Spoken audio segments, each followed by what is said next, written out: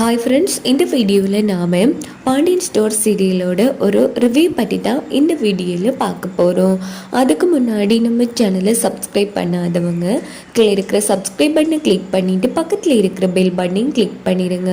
சரி, வாங்க வீடியோக்குள்ளே போகலாம். நம்ம கதிர் எல்லா பணத்தையும் சரவணனுக்கு அனுப்பி வச்சிடுறாங்க. இன்னொரு பக்கம் சரவணனும் கொட்டலில் காசை கட்டிட்டு நம்ம மயிலு சரவணனும் ரூமுக்கு போயிடுறாங்க. இதே டைம் நம்ம பாண்டி என்ன பண்ணுறாங்கன்னா, அவங்க கடைக்கு கொஞ்சம் ஜாமான்கள் வாங்குறதுக்காக நேராக அக்கௌண்ட்டில் போய் காசு எடுக்கிறாங்க. பார்த்தா காசு எப்படியும் வெட்டிப்பட்டா மெசேஜ் வரும் தானே. ஸோ ஃபோனை செக் பண்ணுறாங்க. பார்த்தா அதில் 10,000 குறையுது. இதை பார்த்து பாண்டியன் செம அதிர்ச்சி ஆகிறாங்க. என்ன இது, நம்ம தேவைக்கு 10,000 பணம் எடுக்கவே இல்லையே, சரவணனுக்கு கூட 5,000 கொடுத்தா 10,000 இருக்கணுமே, என்ன இது 10,000 இல்லைன்னு காட்டுது.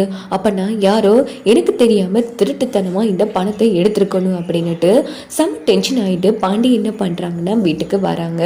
ஒட்டுமொத்த பேரும் அந்த இடத்துக்கு வந்துடுறாங்க. என்ன ஆச்சுங்க, வராததுமா கத்திட்டு இருக்கீங்க? ஐயோ கோமதி, 10,000 பணம் போச்சு அப்படின்னதும் கோமதியிலிருந்து எல்லாரும் அதிர்ச்சி ஆறாங்க. அட பாவி, வசமா மாட்டிக்க போற அப்படின்னு செந்தில் பயப்படுறாங்க. அண்ணே இருன்னு, நீ ஏன் மாட்டாத வரைக்கும் அப்பாவுக்கு தெரியாது யாருக்கு போயிருக்கு அந்த பணம். நாமெல்லாம் எடுத்து செலவு பண்ணோம், அண்ணனுக்கு தானே போயிருக்கு. அதனால நாமெல்லாம் சொல்லாத வரைக்கும் அப்பாவுக்கு எப்படி போச்சுன்னே தெரியாம இருக்கும். நீ கொஞ்சம் அமைதியாரிங்கிற மாதிரி கதிர் சொன்னதும் செந்தில் அமைதியா இருக்காங்க. இந்த பக்கம் பார்த்தோம்னா, என்னங்க இது இவ்வளவு சாதாரணமா 10,000 பணத்தை காணும்னு சொல்றீங்க? ஆமா கோமதி, எனக்கு ஒண்ணுமே புரியல. கண்டிப்பா என்னால உறுதியா சொல்ல முடியும், இந்த வீட்டுல இருக்கிற யாரோ தான் திருட்டுத்தனமா பேங்க்ல போய் பணத்தை எடுத்திருக்கணும் அப்படின்னதும் எல்லாரும் செம அதிர்ச்சி ஆறாங்க. என்ன மச்சா சொல்ற, 10,000 ரூபாயை காணுமா அப்படின்னு நம்ம பழனி வேற அவங்க பாட்டுக்கு பேசிட்டு இருக்காங்க. உடனே கோமதி பழனியை பாக்குறாங்க. டே பழனி, நீ தானடா உன் ஃப்ரெண்டுக்கு கால் உடஞ்சிருச்சு 10,000 பணம் வேணும்னு சொன்ன, உண்மையே சொல்லுடா. மாமாட ஏடிஎம் திருடிட்டு போய் நீ தான் பணத்தை எடுத்து கொடுத்தியா, சொல்லுடா பாவி அப்படின்னதும், அக்கா நீ எல்லாம் ஒரு அக்காவா, இங்க பாருக்கா, உன்ன வீட்டுக்கு நான் துரோகம் பண்ணுவேனா யோசிச்சு பாருக்கா. எனக்கு வேணும்னா நான் மாமா கிட்ட வாயாலே கேட்டிருப்பேன், எதுக்குக்கா திருடணும், போக்கா தேவையில்லாம பழிப்படாத அப்படின்னதும், அதானே என் தம்பி என்கிட்டே வாயால கேட்டாங்க, அப்படின்னா யாருங்க பணத்தை எடுத்துருப்பா அப்படின்னதும் உடனே நம்ம செந்தில் கதிர் பழனி 3 பேரையுமே பாண்டியன் முறைச்சு பாக்குறாங்க. இங்க பாருங்க, இப்ப எதுக்கு எல்லாரையும் முறைச்சு பார்த்துட்டு இருக்கீங்க? உங்க பணத்தை காணும்னா நீங்க தான் பார்க்கணும், எங்களை பார்த்து என்ன பிரயோஜனம் அப்படின்னு கதிர் கேட்டதும் செந்தில் சமாதானப்படுத்துறாங்க. டே கொஞ்சம் அமைதியாரு அப்படின்னு சொல்லி கண்டுபிடிக்கிற இப்போவே இந்த பணம் யாருக்கு யார் அக்கௌண்ட்டுக்கு டிரான்ஸ்ஃபர் ஆயிருக்குன்னு கண்டுபிடிக்கிற அப்படின்னு சொல்லிட்டு பாண்டியன் யோசிச்சுட்டு இருக்காங்க. அப்படி என் பணம் 10,000 எடுப்பட்டாலும் என் போனுக்கு மெசேஜ் வந்திருக்கும் கோமதி, திருட்டுத்தனமா என் போன் எடுத்து மெசேஜ் கூட டிலீட் பண்ணிருக்காங்க அப்படின்னு சொன்னதும், ஐயோ என்னங்க இது, அவ்வளவு பக்காவா திட்டம் போட்டு பண்ணிருக்காங்க. இங்க பாருங்க, இந்த வீட்டில் இருக்கிற யாராச்சும் பணத்தை அப்பாவுக்கு தெரியாம எடுத்தா ஒழுங்கா உண்மையை ஒத்துக்கோங்க, அப்படி இல்லைன்னா பிரச்சனை ஆயிடும் சொல்லிட்டேன்டா அப்படின்னதும், இங்க பாரு கோமதி, இந்த வீட்டுல இருக்கிற ஒருத்தன் தான் பணத்தை எடுத்திருக்கா, என்னால உறுதியா சொல்ல முடியும். அவங்களா உண்மையை ஒத்துக்கொண்டா எந்த பிரச்சனையும் இல்லை, அப்படி இல்லை நானா கண்டுபிடிச்சேன், அதுக்கப்புறமா பாண்டியனை வேற மாதிரி பார்க்க வேண்டியதா இருக்கும் அப்படின்னு சொல்லி பாண்டியன் செம டென்ஷன் அந்த இடத்துல கத்திட்டு இருக்காங்க.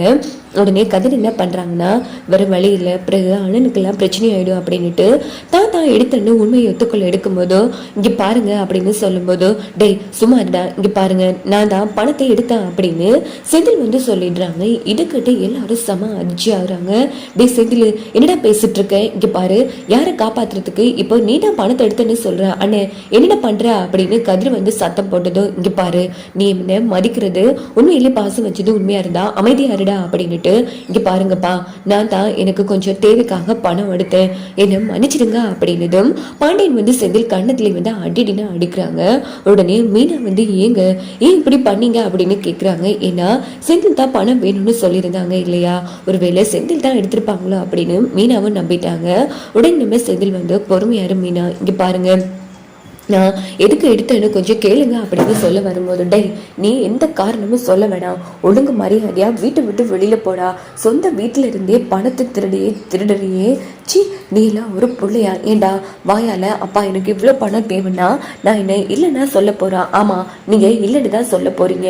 அன்னைக்கு மீனா 300 ரூபாடா, அதுவும் வேலைக்கு சம்பந்தமா பேப்பர்ஸ் படிக்கணும்னு தான் 300 ரூபா செலவழிச்சு பேப்பர் எடுக்க சொன்னா, அந்த 300 ரூபாய்க்கே ஏதோ 3 லட்சம் செலவழிச்ச மாதிரி அந்த கத்துக்க கத்துன நீங்க 10,000 ரூபாய் பணம் வேணும்னு கேட்டா மட்டும் தூக்கி எடுத்து தந்துருவீங்களா என்ன அப்படின்னு செந்தில் வந்து பாண்டியனும் இழுத்து எடுக்கிறாங்க. உடனே கோமதி, டேய் என்னடா இப்படி பண்ணிட்டு இருக்க, சரி அப்படி 10,000 ரூபாய் எடுக்கிற அளவுக்கு உனக்கு என்னடா முக்கியமான தேவை இருக்கு? அம்மா எல்லா தேவைகளையும் உங்க எல்லாருக்கிட்டையும் சொல்லிட்டு இருக்க முடியுமா?